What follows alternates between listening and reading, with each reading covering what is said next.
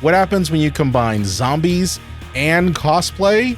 You get ZombieCon, specifically ZombieCon Volume 1, a film that I just got sent to review by Kyle Valle, written by Aaron Ein, Kyle Valle, and Manny Luke. I'm really excited to get into this film, so let's break down what this film is about. Four friends are trapped in a zombie apocalypse initiated by one of their own. They traverse LA in an attempt to rescue their leader's mom, or Mama Bear in this case, all the while dispatching zombies who aren't infected by a rage virus or even had a dip in tracks in 245, but are the magically changed assholes that inhabit the city. So first off, let's go through some of the good things in this film, some things that I really love about ZombieCon Volume 1. First of all, this movie has a ton of heart. You can tell very quickly that the people behind this movie really love zombie culture. They love cosplay. They love anime. It reads entirely through this film. And I love that. I love the fact that it's a movie made by fans for fans. There's also a great deal of craft in this film.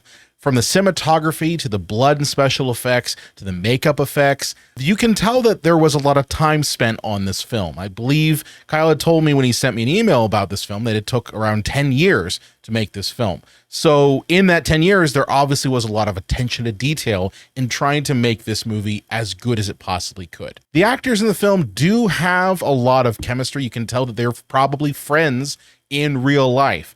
But for me, the standout actor in the film was Punkie Johnson, formerly of SNL. She plays the character of Punkie, get it? I love her because she not only is kind of the heart and soul of the group, she loves their leader of their cosplay group, Rocket, but also is not afraid to call out his bullshit when he is really self-loathing at certain times in the movie. And finally, I love the concept of making the zombies assholes.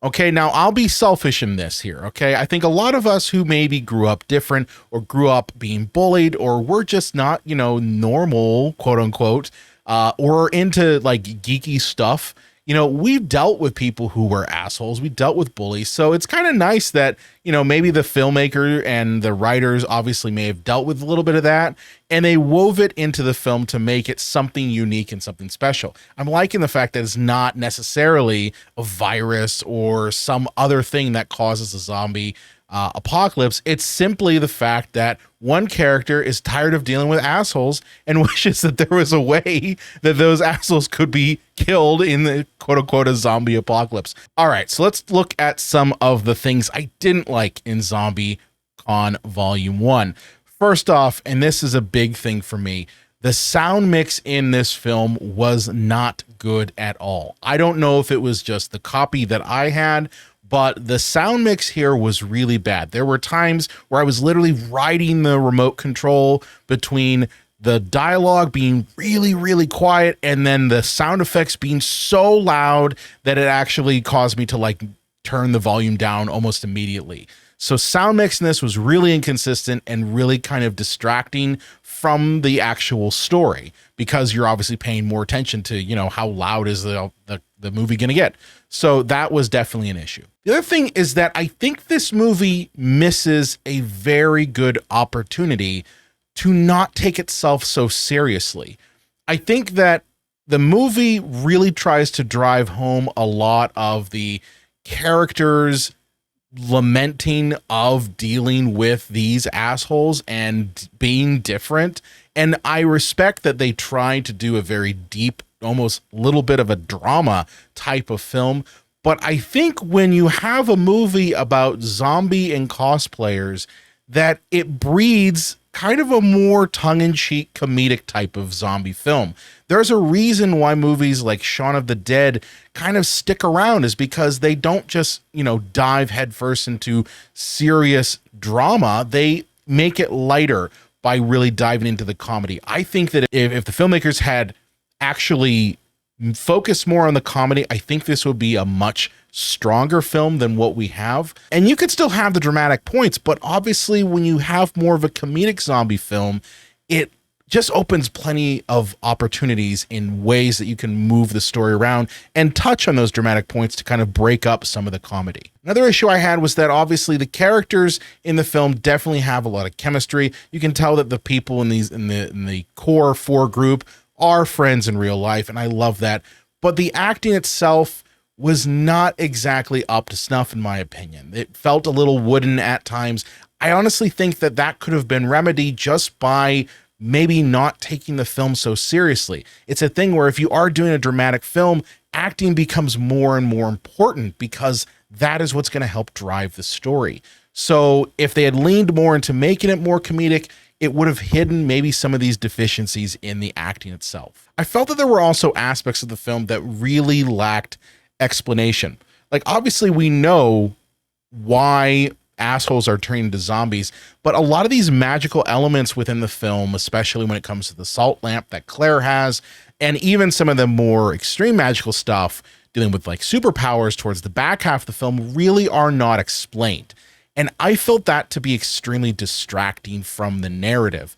It's a thing where these might be minor things, laying down rules about why things happen, but ultimately, if you're watching a film and getting sucked into the plot, once those rules break or they're not explained enough, it takes you out of the movie entirely. So I wish that the filmmakers would have spent a little bit of time just focusing on explaining why things are happening, why rules are set the way they are, so that when those payoffs do happen towards the back half of the film, it's earned and we as the audience know exactly what's going on. And finally, at an hour and 50 minutes, ZombieCon Volume 1 is a very long film. And that's not necessarily a good thing. I think, honestly, this movie could have cut down 20 to 30 minutes and been able to make a much tighter film that maybe was more focused, that maybe spent a bit of time on these sort of explained things when it comes to the lore and the rules of the film. I know that's hard, especially when you spent a lot of time in a movie to ever want to cut anything. But I think to the detriment of the film that it just feels a little long, and honestly I think it benefits from just a little bit of cutting, just getting it down to a very tight maybe 70 or 80 minutes. So what's my final thoughts on ZombieCon Volume 1? I gotta be honest with you, I love this movie. I think that despite some of its flaws, it is a movie that has heart as its core. You can tell full well that the people who made this movie care about this film, that they not only care about the film, but they are the audience that would love this kind of film. They are cosplayers. They are people who are fans of anime. They are people who are fans of horror and zombies, and they managed to put together a movie that meshes all three, and I love it. I also love the fact that this movie, to me, serves as a positive benchmark. I can imagine that Kyle and his crew are going to make a better film knowing what they know now, seeing some of the mistakes that's come out from making the film, and making something truly amazing.